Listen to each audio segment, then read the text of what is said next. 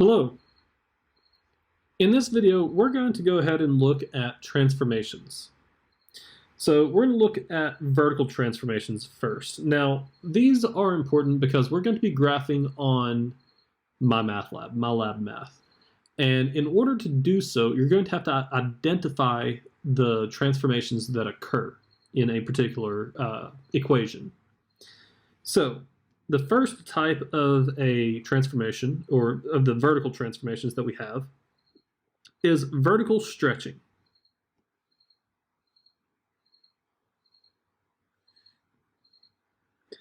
Now, vertical stretching occurs if a is greater than 1, then the graph of y equals a times f of x is called a vertical stretch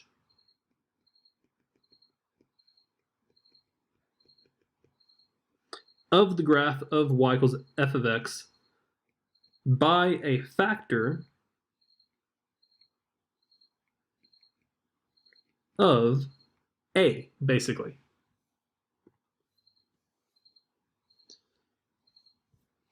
Now, an example of this would be something in the form of y equals, say, 2x squared.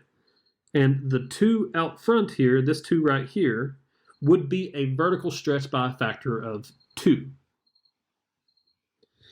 Okay, now, notice that we said if a is greater than 1, it's a vertical stretch by a factor of a. And then technically, if a is less than a, if 0 is less than a is less than 1, in other words, if a is a fraction between 0 and 1, then the graph of y equals a times f of x is a vertical shrink of the graph of y equals f of x by a factor of a.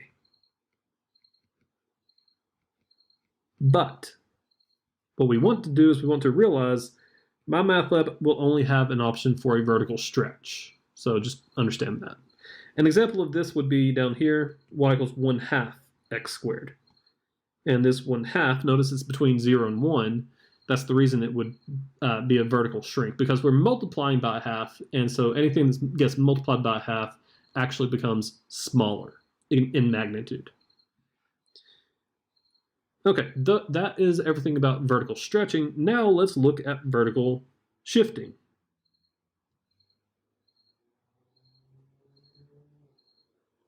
Now, a shift is just moving something up or down, or, well, if it's vertical, it's going to be up or down. All right, so y equals f of x plus k. In other words, if you've got this plus k at the end, it's a shift. It shifts the graph of y equals f of x up k units. And if you have minus k, it's the shift of the graph of y equals f of x down k units. But in my math lab, it's just going to be called a vertical shift. That's pretty much it. Examples of this are going to be in the form of y equals, let's say, x squared plus 4. This plus 4 would be a vertical shift by going up 4 units. And for the example of the other one, we have y equals x squared minus 4, where that is a vertical shift going down 4 units. Alrighty. I believe that's it for this one. Yes. All right, I'm going to go ahead and end it here for now. In the next one, we'll just continue with the other types of transformations. I'll see you there. Have fun.